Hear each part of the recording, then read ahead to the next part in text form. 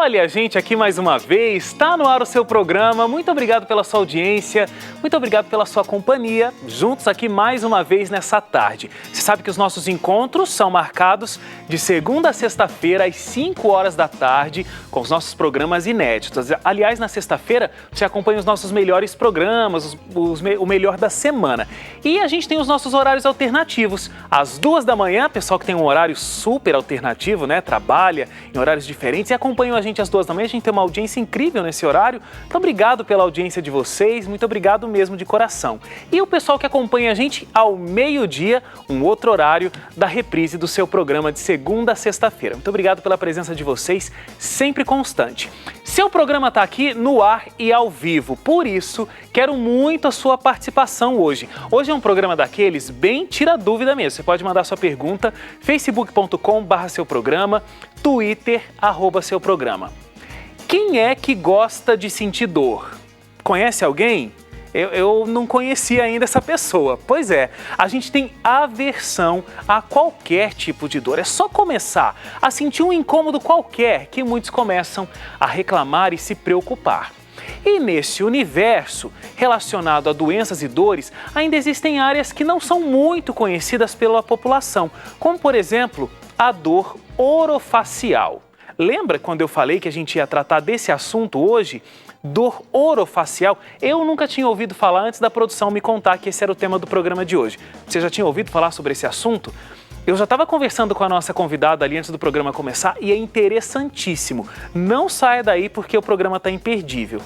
Muitos associam somente a dor de dente, a dor orofacial, né? Dor que a gente vai sentir aqui nessa região. Muitos associam só ao dente, mas ela pode ir muito além, tendo como resultado doenças graves e até tumores.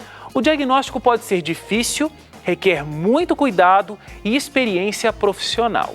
Por isso, hoje aqui no seu programa, a gente vai entender melhor que tipo de dor é essa, a quem ela mais atinge, como tratar e como se prevenir. É para esclarecer realmente todas as nossas dúvidas e a gente vai receber aqui a professora, doutora no assunto, a Silvia Siqueira, especialista na área e vai conversar com a gente. Por favor, mande suas dúvidas. facebook.com/seuprograma, Twitter, @seuprograma. Deixa eu já vir aqui direto para o jornalismo, porque todas as tardes a gente fica muito bem informado. Departamento de Jornalismo sempre informando tudo o que acontece no Brasil e no mundo aqui com a gente. Bianca, boa tarde. Tudo bem, Wagner? Tudo ótimo, e você? Bem, tudo tranquilo. Dor orofacial, novidade para você ou já tinha ouvido falar? Não, novidade, Wagner, muita novidade. Inclusive, você falou de quem nunca sentiu dor ou gosta de sentir dor, né? Eu também desconheço essa pessoa.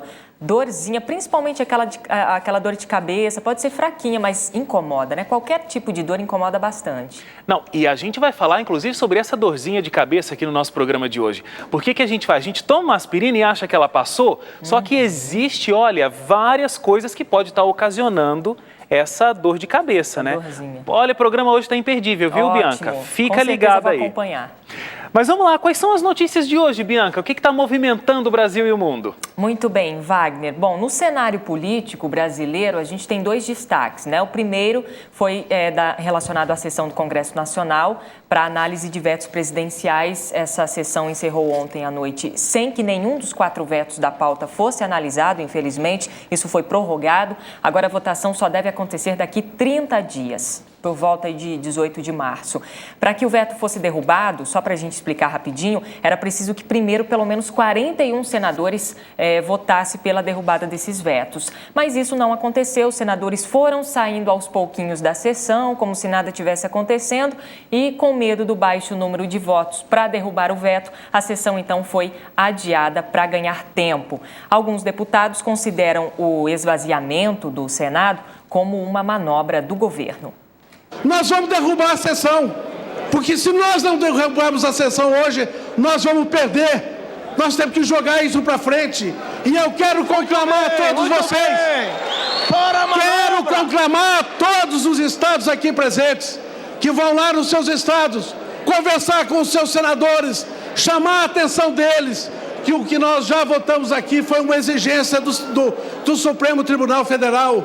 A posição do governo, evidentemente, é que o Congresso ratifique os vetos. presidenta tem uma preocupação grande com a situação econômica do país e tem medo, e corretamente, de criarmos uma situação de insegurança. Porque vem logo o debate, cria município, nova despesa, novas câmaras, novos investimentos e novos encargos sociais. Cenas para os próximos capítulos. E uma outra informação que foi destaque está relacionada ao deputado Eduardo Azeredo, do PSDB de Minas Gerais. Ele renunciou ao cargo de deputado federal hoje. Azeredo foi condenado a 22 anos de prisão no processo do Mensalão Tucano, o mensalão do PSDB, e cogitou na semana passada pedir licença ou renunciar ao mandato para evitar maiores desgastes ao partido, principalmente em ano eleitoral. Wagner, em relação ao Eduardo Azeredo, foi um grande impacto, foi uma grande surpresa aí ver a renúncia desse deputado federal tão importante para o partido PSDB. As complicações em relação a ele surgiram em 1998, quando ele se aliou a Marcos Valério, um nome muito conhecido. Eles desviaram ali alguns recursos ilegais para a campanha do Eduardo Azeredo, em 1998, para governador de Minas Gerais. Eles desviaram cerca de 9 milhões de reais em valores atuais. Uma grande quantia em dinheiro. Desde daquele ano, vem-se aí analisando essa questão do Eduardo Azeredo. O que aconteceu? Ele foi pressionado para renunciar, para que ele ganhe mais tempo na questão aí jurídica. E esse caso vai parar no STF agora, daqui a alguns anos. Ou seja, com certeza, Eduardo Azeredo não fará parte aí de algum julgamento do STF este ano. Para a gente resumir, o mensalão, na verdade, então, surgiu com o PSDB e não com o PT, como a gente está acostumado a pensar ou a discutir. Essa questão do mensalão é uma coisa muito mais antiga, Wagner. Bianca, agora uma outra notícia que chocou o Brasil, aconteceu em São Paulo. Queria que você explicasse essa história para a gente. Parece que a princesa Isabel está fazendo falta aqui no Brasil, é isso? Se tá, Wagner, está fazendo muita falta. O Ministério Público do Trabalho identificou o homem que tentou vender 3 trabalhadores bolivianos em Cabreúva, no interior de São Paulo. O dono de uma confecção que trouxe os trabalhadores do exterior cobrava deles o dinheiro da viagem até o Brasil e os obrigava a trabalhar até 15 horas por dia. O responsável por trazer os bolivianos prestava serviços para a empresa Atmosfera Gestão e Higienização Têxteis. Anotações com a dívida das viagens dos bolivianos foram encontradas na empresa, que terá que pagar $500 de salário, mais os direitos trabalhistas aos 3 bolivianos resgatados.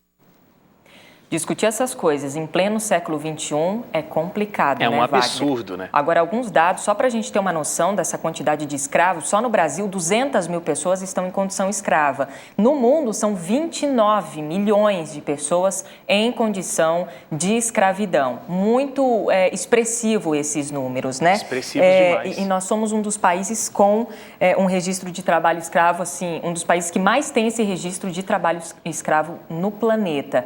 E, de fato, às vezes nem escravidão análoga, mas pessoas que aceitam trabalhar por um baixo salário, né? Às vezes humilhada ali no trabalho, dependendo da função, também a gente pode colocar como trabalho escravo, mesmo a pessoa achando que está tudo bem. Mas tem vários outros casos, Wagner. É difícil a gente discutir isso numa sociedade moderna, né? Mas infelizmente acontece. Agora, Bianca, manifestações. Vamos falar de manifestações. Nos últimos meses, a gente tem acompanhado várias em alguns lugares. Mais recentemente, a gente está acompanhando o caso da Ucrânia.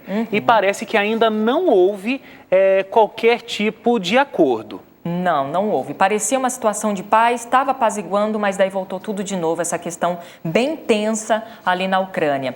Ali em Kiev, os confrontos entre manifestantes e policiais levaram à morte mais de 20 pessoas. Segundo ativistas, o número de mortos chegou a 26 mais especificamente. O governo do contestado presidente Viktor Yanukovych, ele denunciou uma tentativa de golpe de Estado e abriu uma investigação.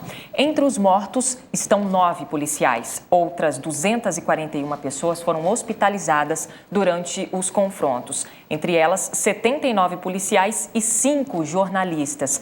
A imprensa local e a polícia informaram que, na noite de ontem, manifestantes anti-governo invadiram prédios governamentais em algumas cidades do oeste da Ucrânia. Hoje pela manhã a gente conversou com o nosso correspondente Jonathan Conceição, ele está na capital Kiev, disse que a situação ali é bem complicada, as pessoas ainda estão ali na Praça da Independência, na capital da Ucrânia, em Kiev, né? E ele falou que esses confrontos têm gerado muita confusão. Os moradores também estão aflitos, o metrô parou de funcionar, os policiais fecharam as entradas da cidade para que ninguém venha de fora para participar das manifestações. A situação ali é bem complicada depois que Viktor Yanukovych quis se reaproximar ou aproximar ou estreitar laços com a Rússia e não com a União Europeia. Os cidadãos ali da Ucrânia entendem que se eles se unirem à União Europeia é melhor para o país, melhor para a economia, principalmente, ali da Ucrânia. Isso ainda tem bastante coisa para se resolver. Países como Alemanha e França estão se envolvendo nessa briga e os Estados Unidos também querendo mediar toda essa situação. A gente vai atualizando os nossos amigos aqui do seu programa. Tudo bem, Bianca. A gente fica por aqui então. Nos encontramos amanhã de novo, ao vivo aqui. Um abraço para você e até lá. Até lá, Wagner. Tchau, tchau. Vamos lá com a dor orofacial agora, hein? Vamos aprender tudo. Vou prestar atenção para eu saber tudo sobre essa dorzinha de cabeça, viu? Obrigado, até já. Tchau, tchau. Tchau, tchau. Você sabe, né? Informação tem o tempo todo aqui na TV Novo Tempo e às 7 horas da noite tem o NT Vale ao vivo especial, atualizado, com todas as informações, tudo que você precisa saber sobre o que acontece no Brasil e no mundo. Vamos fazer uma paradinha rápida para o intervalo? Já vai mandando as suas dúvidas, dores orofaciais. Aprendi isso aqui graças a esse programa e é muito interessante, viu? Pode ser que você vai descobrir aí que você tem uma dor que você não está conseguindo saber o motivo. A gente vai te recomendar um profissional para você visitar. Intervalinho rápido na volta. Hoje é quarta-feira, é dia de Lugar de Paz. O pastor Fred Branco vai estar com a gente aqui no seu programa. Não sai daí.